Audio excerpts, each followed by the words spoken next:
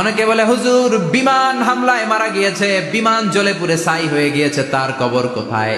তার আত্মাটা যেখানে আছে ওই জায়গায় প্রশ্ন আছে না নাই?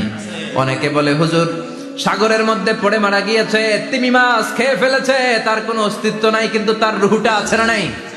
প্রতিটা রুহু সংরক্ষণ করে কে? প্রত্যেকটা আত্মা আল্লাহর কাছে সংরক্ষিত থাকে। প্রতিটা রুহু, প্রতিটা মানুষ মালাকুল মাউতকে দেখতে পায়। আপনিও দেখবেন, আমিও দেখব।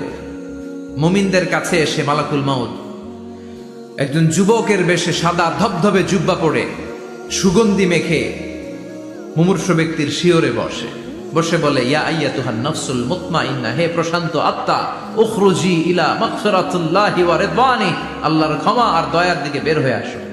বলা মাত্রই মুমিনের আত্মাটা স্মুথলি বের হয়ে আসে।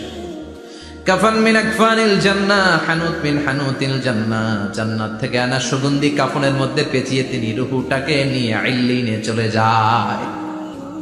সরাসরি দেখে মালাকুল মাউতকে। আর যারা ইসলাম বিরোধী, কোরআন বিরোধী, তাদের সামনে এসে মালাকুল মাউত ত্রাস সৃষ্টি করে। আগে ধমক। হাইওয়েতে মাঝে মাঝে ডাকাতি হয় না? বাসগুলোর মধ্যে যখন ডাকাতি হয়, বাসে থাকে 50 জন, ডাকাত ঢুকে 5 জন, এই 5 জনের ভয়ে সবগুলো পেশাব করে দেয়।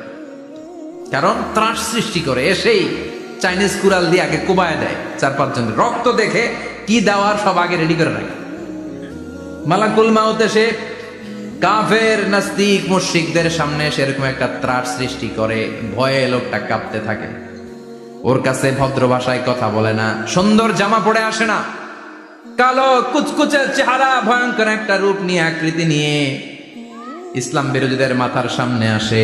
দুর্গন্ধযুক্ত চেহারার দেহ নিয়ে ধমক দিয়ে বলে, ও পাপাত্তা, ইয়া আইয়াতুহান নাফসুল খাবিসা উখরুজি ইলা গাদাবিল্লাহ, হে পাপাত্তা, আল্লাহর রাগ, ক্রোধ আর গজবের দিকে বের হয়ে আয়। মুমিনের আত্মা বলার সাথে সাথে যেমনি মুমিনের দেহ থেকে বের হয়ে জান্নাতি কাফনের ভেতরে ঢুকে, কাফেরদের আত্মাও কি এরকম তাড়াতাড়ি বেরোতে চায় নাকি? কাফেরদের আত্মা বেরোতে চায় না। ডানে দৌড়, বায়ে দৌড়, সামনে দৌড়, পেছনে দৌড়, আহা দৌড়াদৌড়ি করে। মালাকুল মাউত এটাকে টেনে হিচড়ে, একটা জীবিত ছাগলকে জবাই না করে তার চামড়া উল্টার দিকে টেনে হিচড়ে বের করলে ছাগলটা যত কষ্ট পায়, এর চেয়ে কমসে কম 70 গুণ বেশি কষ্ট দিয়ে কাফের মুশরিক আর গাদ্দারদের রূহ কবজ করা হয়। আল্লাহ, এই পরিস্থিতি থেকে তুমি আমাদের বাঁচাও। মুমিনদের রূহ যেমনি কবজ হয়, ওইভাবে রূহ কবজের ব্যবস্থা করে দিও।